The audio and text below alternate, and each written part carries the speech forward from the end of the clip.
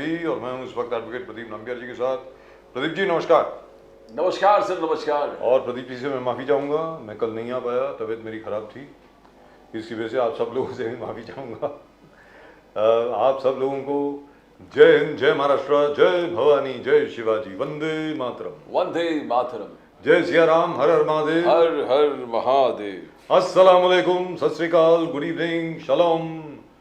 Chinese में नी हाओ, Japanese में कोनिचिवा। प्रदीप जी आगे। बिल्कुल, हमारे याम्बो जैम्बो to viewers from East Africa and South Africa.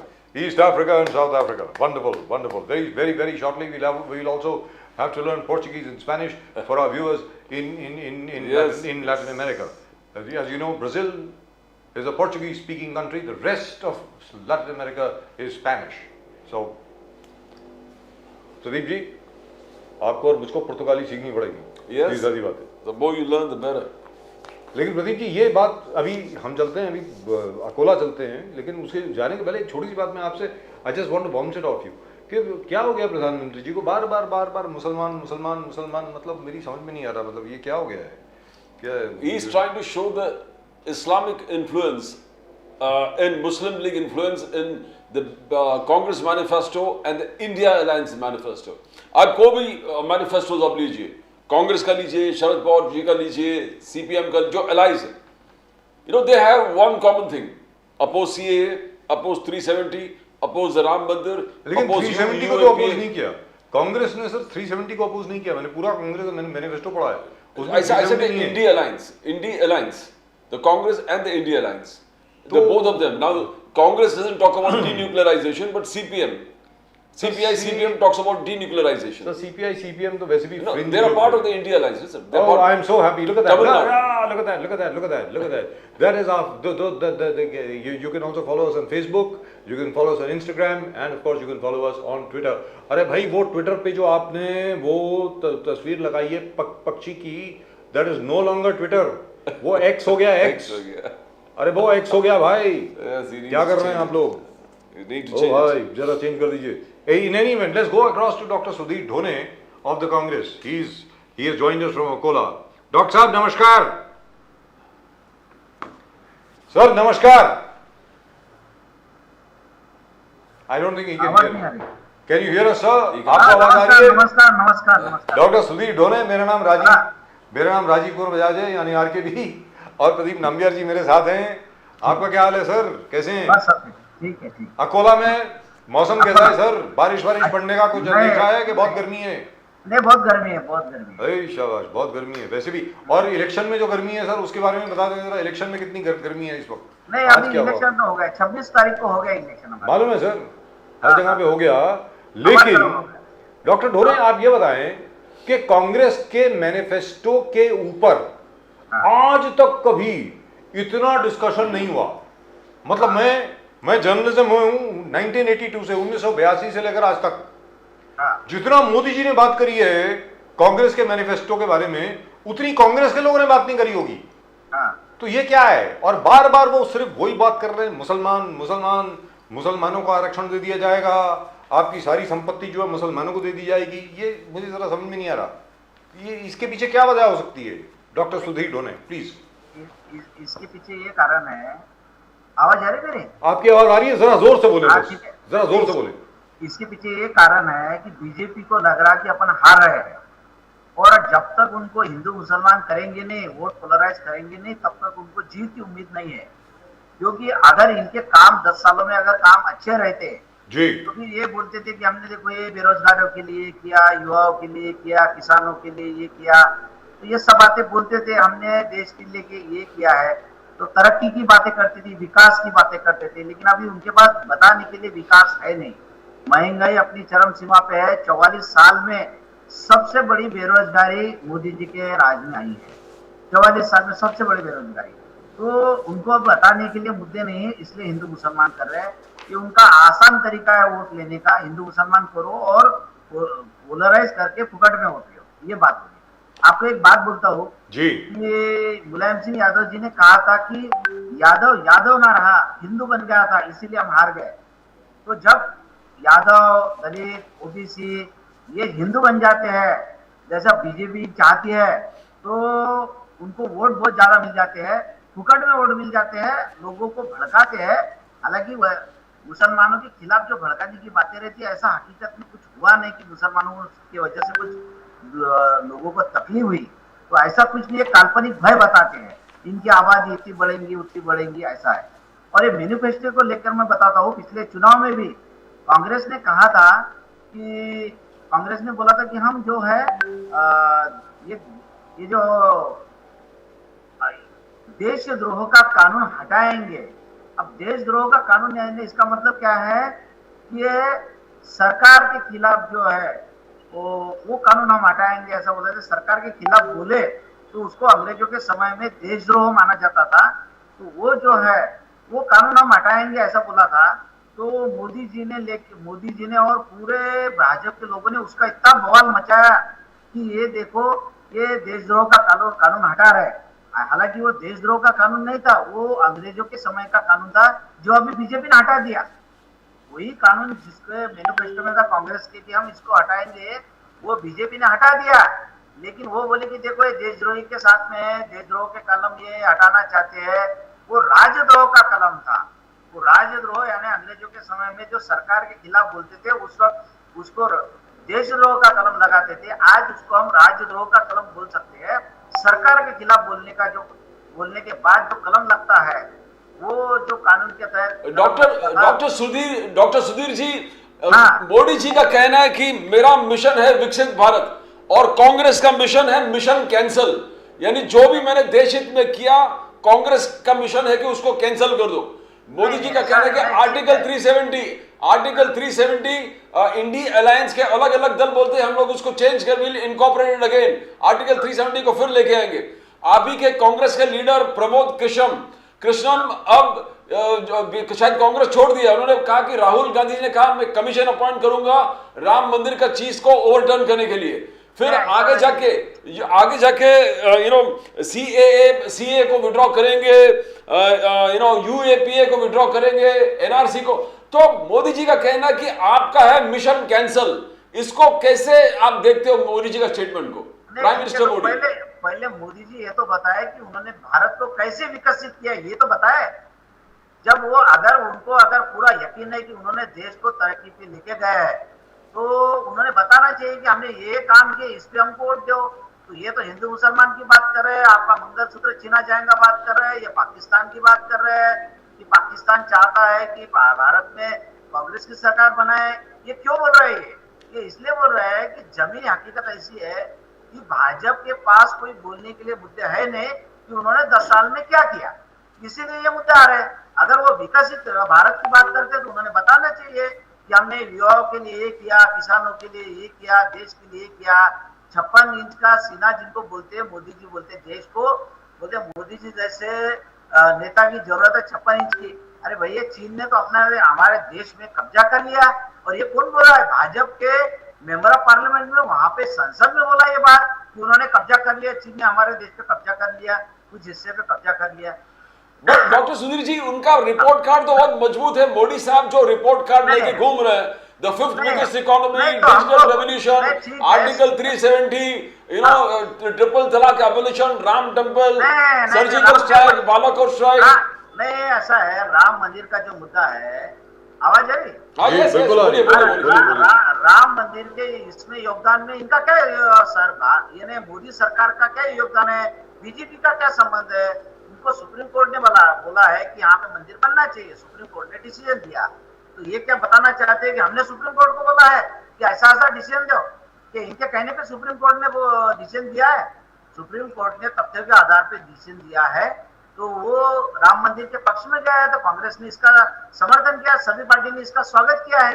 तो ये जो बोल रहे हैं कि मंदिर हमने बनाया, मंदिर आपने कहाँ बनाया, आपने कैसा बनाया? वो तो सुप्रीम कोर्ट ने बोला है मंदिर बनाओ। और ये 370 कलम की बात है, 370 कलम में कई उसमें सुधारना हुए, संशोधन हुए हैं। और वो 370 कलम अब ये नहीं रहा, पहले जैसा पूरे उसमें जो रहता था स्ट्रिक्टली, वैसा तो अभी उसमें उतना रहा नहीं। वो वैसे भी वो एकदम लूज हो गया था। जो कुछ 2-4 बातें हैं कि वहाँ जमीन खरीदनी है, तो मोदी जी ने तो बराबर कर दिया। उनके दोस्तों को जो जमीन देना है जम्मू कश्मीर में, अदानी जी को, अंबानी जी को, इनको जो जमीन खरीदना है उसके लिए तो उन्होंने कर दिया। आम आदमी को कहाँ जमीन लेना है? आम आदमी बोलता है कि 400 रुपए का सिलेंडर 1100 रुपए हो गया, वो कम करना चाहिए, बेरोजगारी खत्म होनी चाहिए, महंगाई खत्म होनी चाहिए। ये आम आदमी की, हिंदुस्तान के आम आदमी की ये इच्छा है। और वो 370 कलम हटने से आम आदमी को क्या फायदा हो रहा है? एक भावनिक मुद्दा है कि हमको वहां जमीन ले सकते, कौन लेगा? ये इसमें बड़े बड़े उद्योगपति लेंगे। ये भावनिक मुद्दा है, बाकी कुछ नहीं। लेकिन फिर भी हाँ, डॉक्टर सुधीर ढोणे साहब, हाँ, आर्टिकल 370 को जो विड्रॉ किया गया है पूरे देश की मांग थी और कांग्रेस ने भी उसको सपोर्ट किया है। ऐसा नहीं है कि कांग्रेस ने सपोर्ट नहीं किया है, ये पार्लियामेंट में कांग्रेस ने सपोर्ट किया है, किसी ने अपोज नहीं किया उसको, क्योंकि आखिरकार सर वो टेम्पररी आर्टिकल था। Article 370 was temporary. जब पंडित नेहरू के वक्त आर्टिकल 370 इंट्रोड्यूस किया गया था, it was said very clearly it is a temporary provision और उसको हटाया जाएगा, वो हटाया गया है, ऐसी कोई बात नहीं है। और उसमें क्रेडिट देने में कोई, मुझे नहीं लगता कि कोई प्रॉब्लम है, कोई समस्या नहीं होनी चाहिए। जी, 370 कलम क्यों लाया गया है? क्योंकि वो जम्मू कश्मीर के जो है वहाँ पे मुस्लिम आबादी ज्यादा थी, उनको हक था वो कहाँ जाने का, लेकिन वो उनको विशेष प्रोविजन दिया है कि भाई आप हिंदुस्तान में रहिए, हम आपको अधिकार देंगे कि आपकी ये जम्मू और कश्मीर की जो जमीनें आप ही खरीद सकेंगे, कोई बाहर का आदमी जमीन खरीद नहीं सकेगा, लेकिन आप पूरे हिंदुस्तान में कहीं पे भी जमीन, वो बहुत पहले की बात हो गई ना सर, अब तो सिचुएशन चेंज हो गई ना। हाँ ठीक है, तो वो विशेष कारण से लाया गया था, उसमें था कि ये प्रोविजन बदल सकते हैं। लेकिन डॉक्टर ढोणे, मेरा सवाल ये था कि आज की तारीख में, जैसे प्रदीप जी ने बताया कि मोदी जी का रिकॉर्ड जो है बहुत इंप्रेसिव है साहब, वो बहुत बढ़िया लगता है, वो पढ़ने में बहुत बढ़िया लगता है कि देखो हमने ये कर दिया, वो कर दिया, वो कर दिया, वो कर दिया, जबरदस्त हो गया, इंडस्ट्री ये बढ़ गई, हमारा जो फॉरेन एक्सचेंज रिजर्व है इतने ज्यादा हो गए, इंडिया जो है वो 5th लार्जेस्ट इकोनॉमी बन गई, $4 ट्रिलियन की इकोनॉमी बन गई, वगैरह वगैरह वगैरह। तो फिर उनको आज भी हिंदू वर्सेस मुस्लिम करने की आवश्यकता क्या पड़ रही है? मैं आपसे पूछना चाहता हूँ, वो बताएं सर।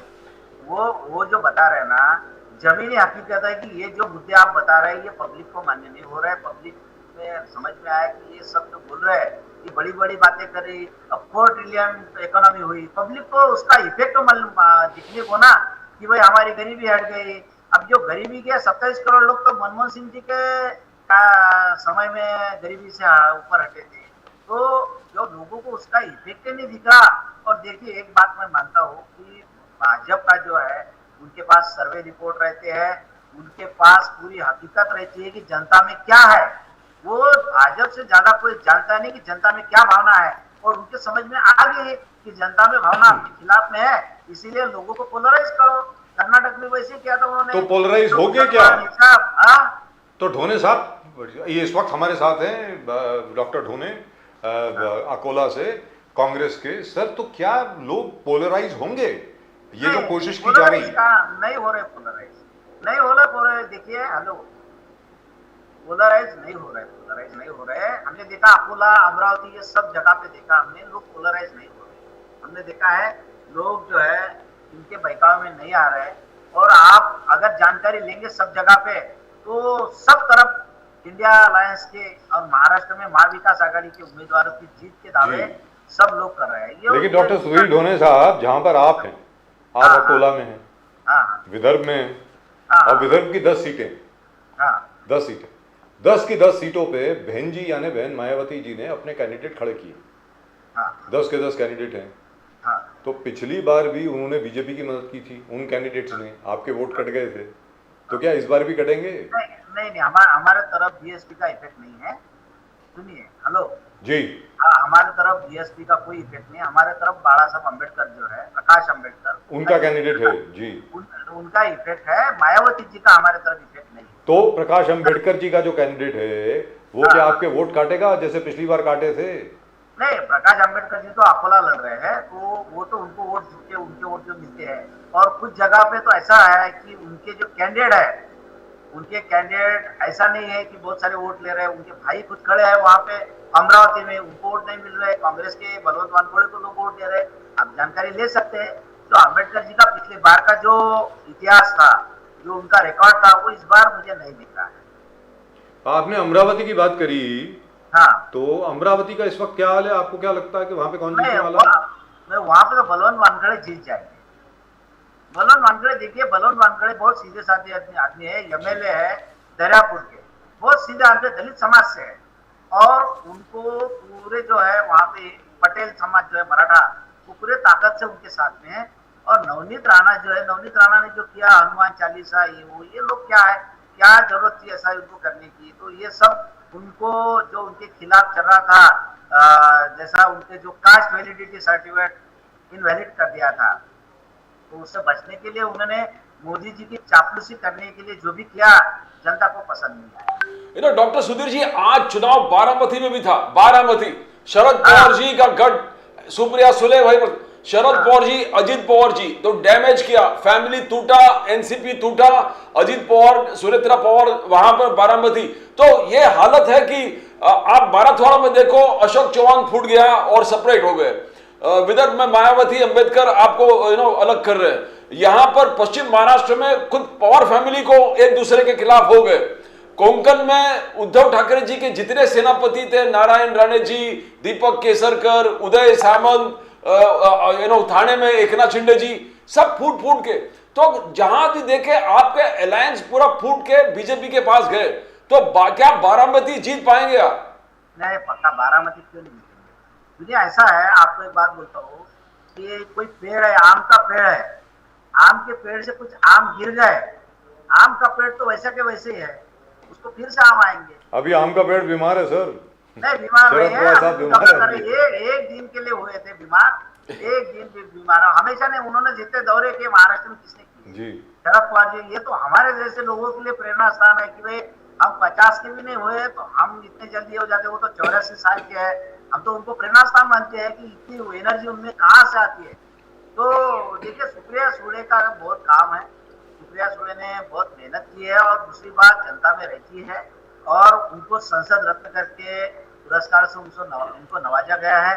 तो उनका काम जनता में भी अच्छा है, और बहुत सिंपल लेडी है। लोग बोलते हैं कि इतने बड़े नेता की लड़की, लेकिन कितनी सिंपल है, तो लोगों के बात बहुत पसंद है।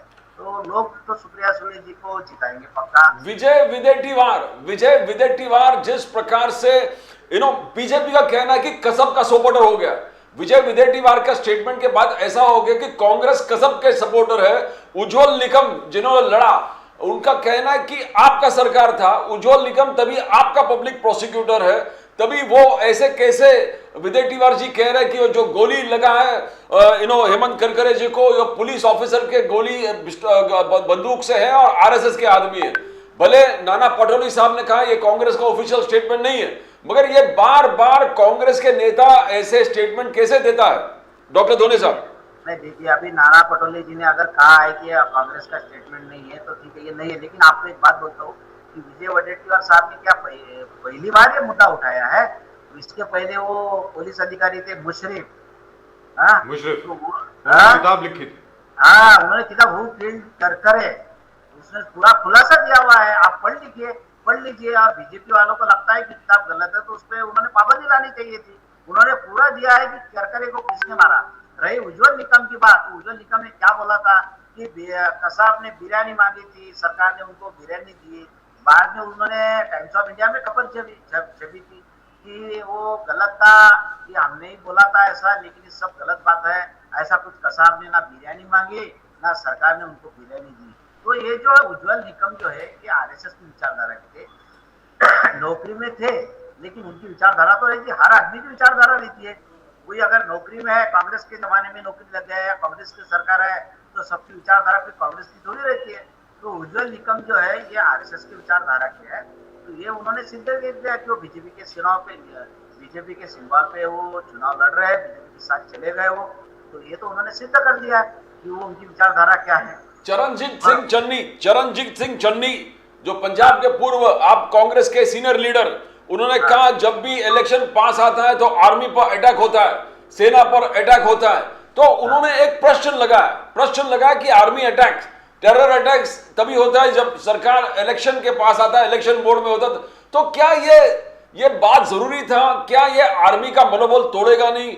क्या ये देश हित में कहा? जब बीजेपी का कहना है कि देश हित में नहीं है ये स्टेटमेंट्स, ये कैसे आप आज मोदी साहब ने दोनों चीज का जिक्र किया, चरणजीत चन्नी का भी जिक्र किया और विजय विदेटीवार जी का भी जिक्र किया मोदी जी ने हर मंच पर। ये ऐसा है, बोलिए बोलिए। ये जो बोल रहे हैं कि अभी आपको बोलिए कि आप उनको बोलते हैं कि सैन्य का मनोबल गिरता है, सैन्य जो है सेना का, आर्मी का नाम नहीं लेना चाहिए। मोदी जी ने 2019 के चुनाव में क्या बोला था कि एक वोट शहीदों के नाम डालो। मैं पहले वोटर, फर्स्ट टाइम वोटर से अपील करता हूँ कि अपना वोट सेना के नाम पे दो। क्यों बोला था मोदी जी ने? यानी मोदी जी ने जो बोला वो सही, और दूसरे किसी ने बोला, उन्होंने शक जताया, चन्नी जी ने शक जताया कि ऐसा कैसा होता है कि हर वक्त ये मुद्दा आता है, ऐसा बोला उन्होंने कुछ दूसरा तो बोला नहीं कि ये क्यों लाते हैं, सेना की बात क्यों आती है हमेशा, ऐसा बोला है। देखिए मोदी जी है ना, उनको लोगों की मेंटालिटी मालूम है, वो जमीन से जुड़े हुए नेता है मोदी जी, उनको लोगों को किस तरह से गुमराह करना उनको सबसे ज्यादा आता है। तो वो बराबर बात करते हैं कि लोगों को क्या, वो झूठ बोलते हैं, वो ऐसा इस तरह से बात करते हैं, जिसने कुछ भी बोला होगा तो उसको अलग तरीके के लेके वो करता, उनकी तो मशीनरी है।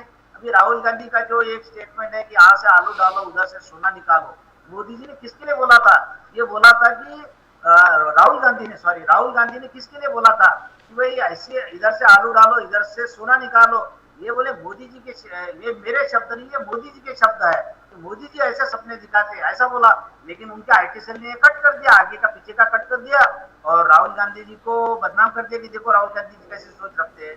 तो ये बीजेपी का ये है, झूठ बोलो, बार बार बोलो झूठ, और एक बार एक झूठ अगर 100 बार बोलेंगे तो वो सच लगने लगता है। ये लेकिन सीधी बात है डॉक्टर ढोने, हाँ, जैसे चरणजीत सिंह चन्नी साहब हैं, उनको ये बोलने की आवश्यकता क्या थी? अभी सर चुनाव चल रहा है। हाँ, इसी तरीके से वेडेटीवार साहब को नहीं, मेरा ये कहना है कि जरा अपनी जबान पे जरा संयम रखना चाहिए ना। क्या जरूरत पड़ी है बोलने की अभी, जब सब कुछ अच्छा चल रहा है? सर जब घोड़ा दौड़ रहा होता है तो उस पर चाबुक नहीं मारते, तो क्या जरूरत पड़ी थी बोलने की? पूछ रहा हूँ। हाँ, ये बात बराबर है, आपकी बात बराबर है कि, लेकिन देखो उनका मैंने स्टेटमेंट सुना नहीं, लेकिन आपने जो बोला कि उन्होंने ऐसा ऐसा बोला है कि सैनिक को हमेशा हमेशा क्यों ये इलेक्शन अटैक होते हैं, तो ये बात तो है ना, कुछ शक लोगों को लगता है। लेकिन ठीक है, ये नहीं बोलना चाहिए था। लेकिन जब बीजेपी बोलती है तो आप उसको ये बोलते नहीं कि आप क्यों बोल रहे हैं। सब मोदी जी ने तो सेना के नाम, क्योंकि इससे तो सर राहुल गांधी जी का काम और मुश्किल हो रहा है, आप लोगों का काम और मुश्किल हो रहा है, बीजेपी को और हथियार मिल रहे हैं कि देखो देखो देखो देखो ये पाकिस्तान के साथ हैं।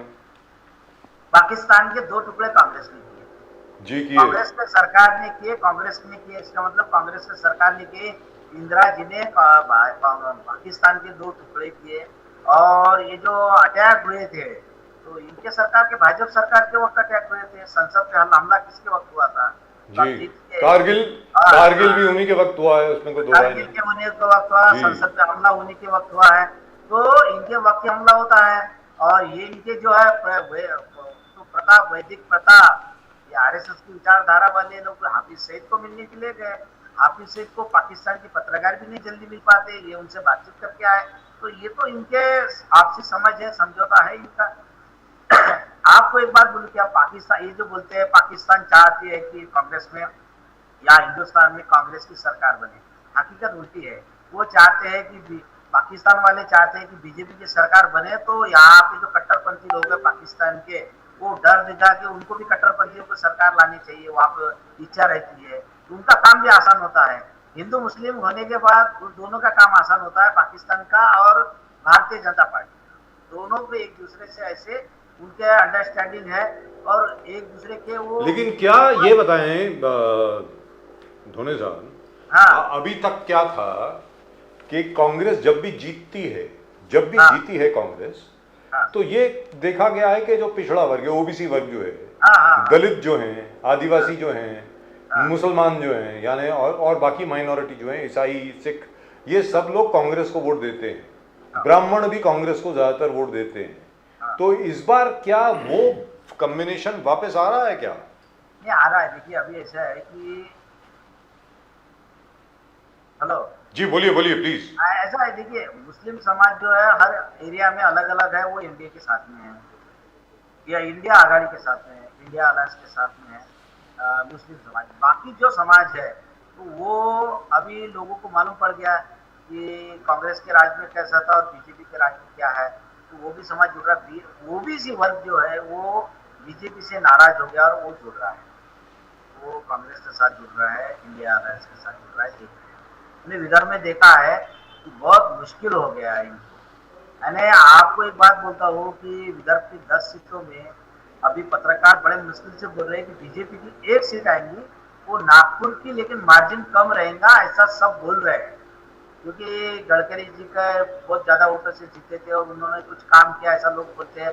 तो आज भी माहौल ऐसा है कि नागपुर की 1 सीट छोड़ के बीजेपी के खाते में कोई दूसरी सीट नहीं जीत रही। तो 10 सीटों में से कितनी आ रही है विदर्भ में? जो 10 सीटें कितनी आ रही हैं कांग्रेस को? हमको तो उम्मीद है कि पिछले बार 2 लाख से ये जीत गए थे, अपने गडकरी जी 2 लाख के फर्क से जीते थे। और हमारे कैंडिडेट जो नाना पटोले जो थे वो तो प्रदेश अध्यक्ष नहीं थे, वो तो भंडारा के थे, लेकिन वही बाहर का उम्मीदवार आके नागपुर में खड़ा हो गया। फिर भी नाना पटोले जी को इतने अच्छे वोट मिले कि वो सिर्फ 2 लाख से हार गए और वक्त पे आए थे।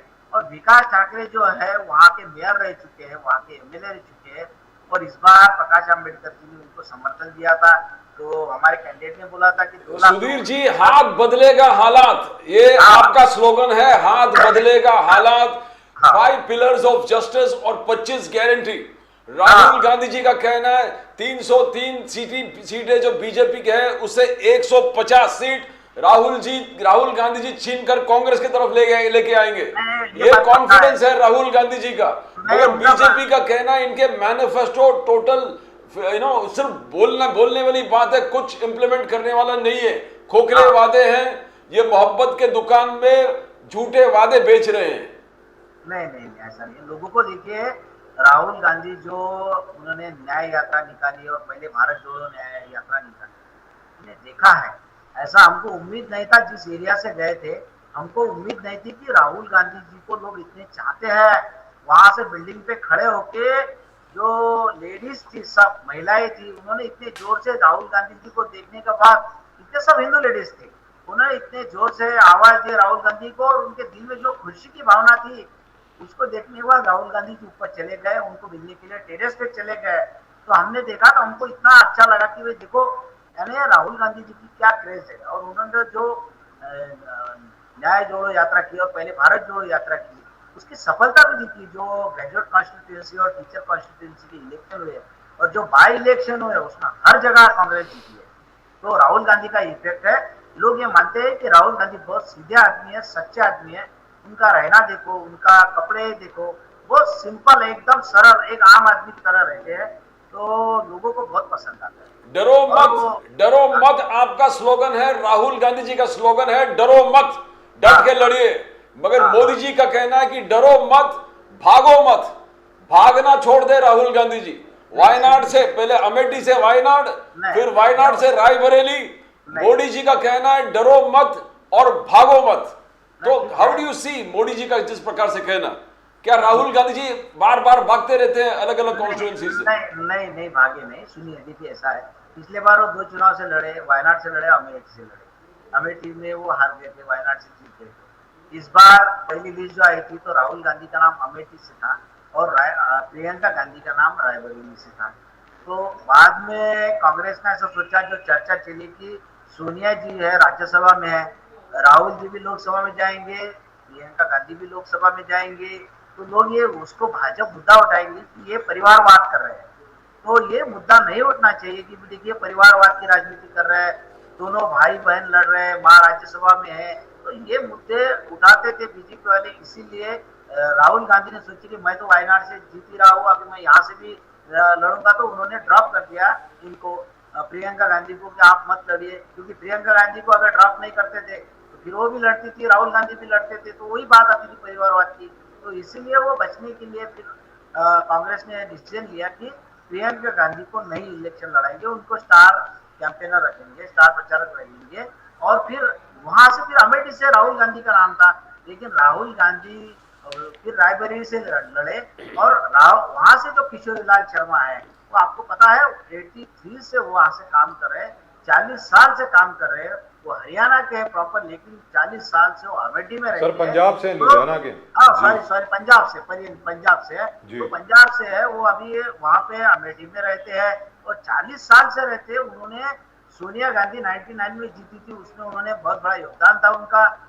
राजीव गांधी जीते थे, उसमें भी उनका योगदान था। कैप्टन सतीश शर्मा जीते थे 91 में, उसमें भी उनका योगदान था। उन्होंने बहुत काम किया। तो पार्टी को लगा कि उन्होंने इतना काम किया तो कार्यकर्ता को न्याय मिलना चाहिए। अब लोगों को न्याय दिलाने की बात करते हैं तो कांग्रेस के कार्यकर्ताओं को न्याय देना चाहिए। तो 40 साल से जो किशोरीलाल शर्मा जी काम कर रहे थे, उनको अमेठी से लड़ाया और सोनिया गांधी की सीट पे राहुल जी को लड़ाया। तो इसमें भागने की बात नहीं है। तो ये आपके मुताबिक इस बार कांग्रेस का जो प्रदर्शन रहेगा वो हाँ। काफी अच्छा रहेगा आपके मुताबिक? बिल्कुल बिल्कुल अच्छा रहेगा। देखिए ऐसा है, आपको बात बताओ, बीजेपी ने 1 साल सर्वे किया था महाराष्ट्र में, तो उनके सर्वे में था कि उनकी 13 सीटें हार रही है। 13 सीटें हार रहे हैं, जहाँ पे वो ऐसी कुछ सीटें थी कि जहाँ से वो जीत। देखो एक बात बता, अकोला की सीट और नांदेड़ की सीट थी वो, कि वहाँ पे वो हार रहे, ऐसा था उसमें। तो उन्होंने अशोक राज चौहान को ले लिया पार्टी में एक सीट के लिए। और दूसरी बात, यहाँ अकोला की सीट भी है उनका, भाजपा का सर्वे था। अच्छा, ये सर्वे न्यूज़पेपर में छप के आ गया और लोग कहते हैं कि जो पत्रकार है जिन्होंने छापा वो देवेंद्र फडणवीस जी का बहुत करीबी है, और वो खुद भी बोलते हैं कि मैं तो उनका 26 साल से दोस्त हूँ। उन्होंने छापा है, उन्होंने प्रकाशित किया है। तो बात ऐसी है कि हवा उनकी बहुत खराब है। जब ये हिंदू मुस्लिम की बात तभी करते हैं कि लोगों को पोलराइज करने के लिए, इसीलिए सब ये हो रहा है। उनके पास मुद्दे रहते तो बोलते थे, बताइए ना बेरोजगारी का क्या हुआ, महंगाई का क्या हुआ, सिलेंडर जो बढ़े हैं, रेट बढ़े, उसका क्या हुआ, ये क्यों नहीं बोलते हैं? तो और डॉक्टर आप सुधीर बदलाव ढोने का- साहब, चलते हाँ। चलते ये भी बता दें कि 48 सीटों में से आपके मुताबिक महाविकास आघाड़ी की कितनी सीटें आ रही हैं सर? हमारी 48 तो, में से? हाँ देखिए, अब ये जो भाजपा की जो है, भाजपा की 20 सीटें आएंगी, और उनके जो दूसरे जो दल है सहयोगी अजित पवार, और ये अजित पवार की तो एक भी सीट नहीं मुझे दिख रही आती है, और इनके 2-1 सीटें आएंगी, तो 22 सीटें उनके आएंगी, 26 सीटें हमारी आएंगी। 26 आपकी, 22 उनकी। चलिए हाँ हाँ हाँ हाँ। चलिए, thank you so much sir, thank you very much. आप पहली बार शो में आए, इसके लिए आपका बहुत बहुत धन्यवाद। ठीक है, thank you। मजा आया आपसे बात करके। Thank you so much sir, all the best, नमस्कार, जय Hind. Dr. Sudhir Dhone Yes. from Akola, very confident बिल्कुल। Congress worker, very confident Congress leader and spokesperson.